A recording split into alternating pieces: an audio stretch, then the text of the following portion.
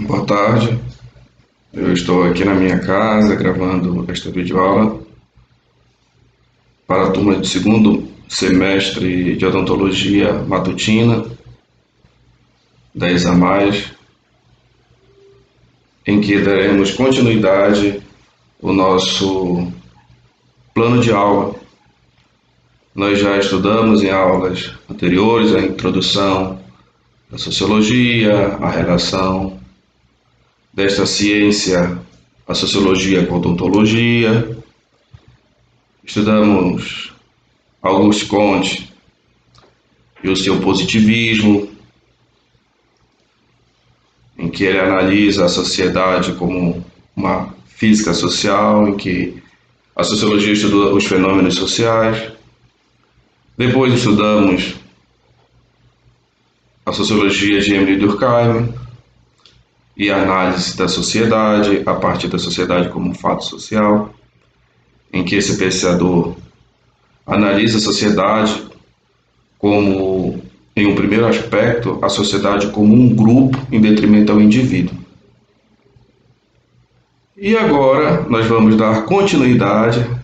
Nossa aula estava começando naquele dia, quando foi, por motivo das chuvas, foi interrompida e nós quase não vimos nada do Max Weber. Então nós vamos agora estudar este autor, no qual vocês já têm dois textos, que falam do Max Weber, aquele primeiro texto introdutório e aquele último texto que fala do conceito de burocracia em Max Weber.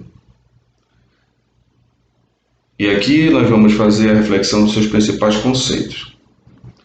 A sociologia de Max Weber é a sociologia que valoriza o indivíduo. O indivíduo é importante dentro dessa máquina, desse organismo que é a sociedade. Além do conceito de indivíduo, existe o conceito de ação social. E o que é essa ação social? É tudo aquilo que o indivíduo faz a partir de uma motivação, a partir de uma intencionalidade. Toda a ação do indivíduo na sociedade é marcada por um aspecto que hoje dizem nas ciências humanas fenomenológico, ou seja, tem uma carga de intencionalidade.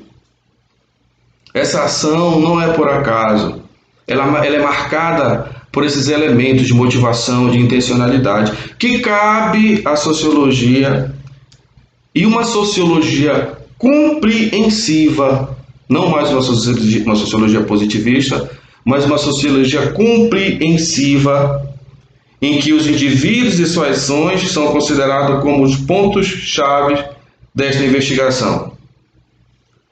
Tanto esse indivíduo quanto as instituições sociais, os grupos sociais, é considerado como um ponto de partida dessa sociologia, a qual busca compreender as intenções e motivações dos indivíduos que vivenciam as situações sociais.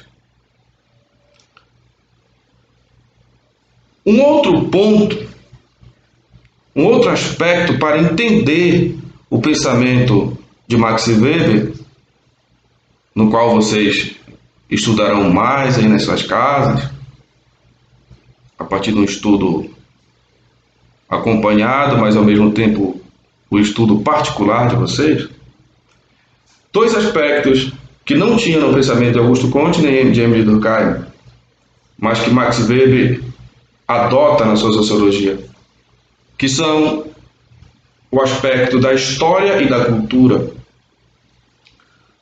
Toda sociedade, todo indivíduo, para ser entendido, precisa ter, para essa melhor compreensão, a análise da cultura como o conjunto de tudo aquilo que faz parte da vida dele ou do grupo dele.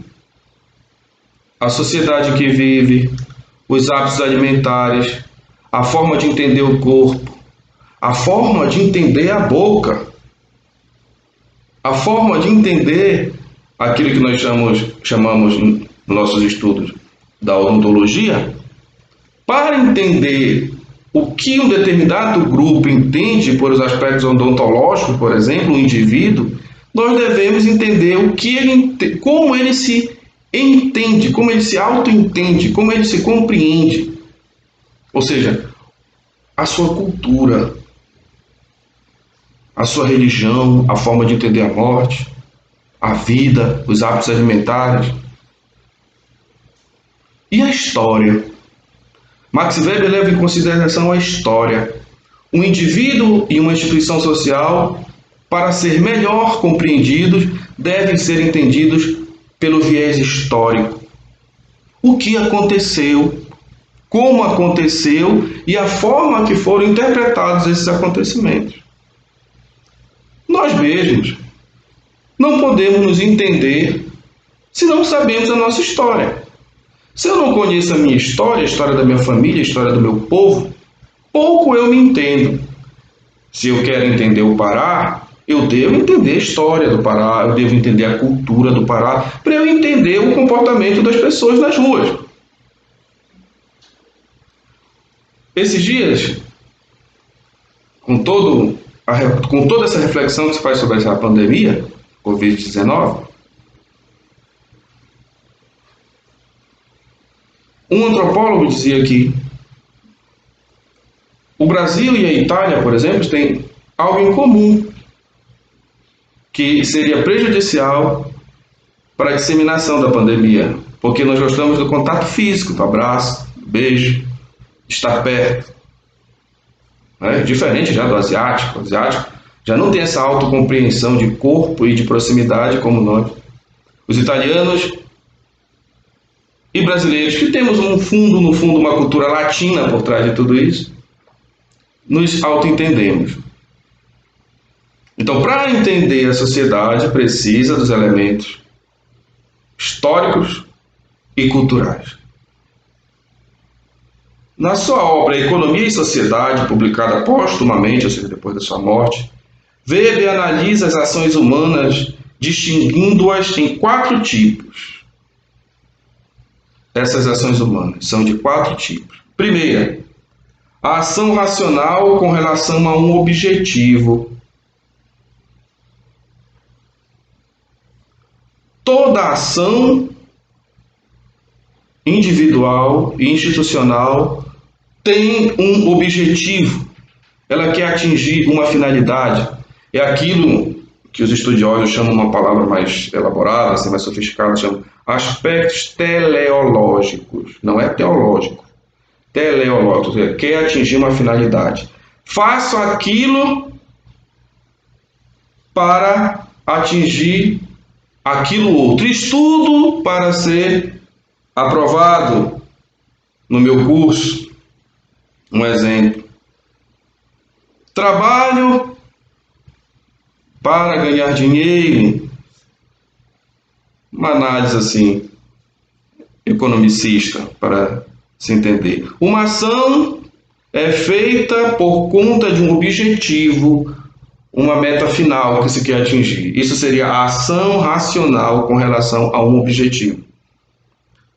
A outra ação racional é com relação a um valor. Não se busca na ação alguma coisa, mas a ação é feita porque o indivíduo acredita no valor daquela ação. Por exemplo, muitas pessoas nesse período dessa pandemia estão ajudando pessoas mais pobres com comidas, com dinheiro, com atenção, até arriscando suas próprias vidas, porque acreditam no valor da solidariedade. Elas não fazem porque querem aparecer, nem porque querem dinheiro, não, a fazem por acreditar no ideal, num valor. No caso aqui, o valor que estaria colocado seria a solidariedade, o altruísmo. Uma outra ação que existiria, a terceira, seria a ação afetiva ou emocional. seria uma ação movida pela emoção. Seja ela uma emoção positiva, seja ela uma emoção negativa. Dois homens em um trânsito colidem, dois carros batem. Um dos motoristas sai do carro, saca uma arma e dispara no outro. Uma ação afetiva ou emocional. Foi uma ação impelida imediatamente pelo estado de ânimo do sujeito.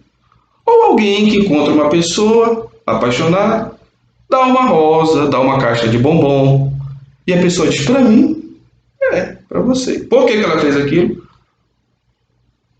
Uma ação em que o fundamento é a emoção, a afetividade. E existe uma quarta ação que fala Max Weber, que é a ação tradicional. É aquela que se faz por hábito, por costume, por crença. Todo segundo domingo de outubro, em Belém do Pará, se celebra, por exemplo, o Sírio. Comidas, se come a maniçoba, se come pato no tucupi, as pessoas se reúnem, fazem festa, festejam. Até mesmo independente da religião, se são da religião católica, por exemplo.